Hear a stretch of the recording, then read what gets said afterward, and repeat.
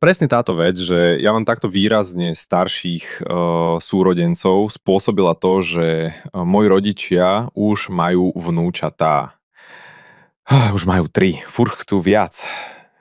Mrochty hamižné. To môj otcu stále hovorí, že nie, to ešte musíš urobiť takého vnúka, aby sme nevymreli. A čo my sme, kurá, Habsburgovci? Ako, že by mal kto zdediť tvoje letné sídlo v Toporci, keď zomreš, alebo čo? Lebo ja, jak kúkam na našu rodinu, bolo by lepšie, keby sme vymreli. A oni už vôbec nerozumejú tomu, aké je ťažké nájsť si ženu v mojom veku. Hej? Lebo ženiť sa musíš, kým si malý, sprostý, naivný, kým veríš ešte tomu, že jak ti mama povie, že neboj, raz si nájdeš dobrú ženu, čo ťa bude mať rada. Prdlajs. Priatelia, ja mám 27 rokov. Ja nehľadám ženu, čo ma bude mať rada. Ja hľadám ženu, čo si môže zobrať hypotéku.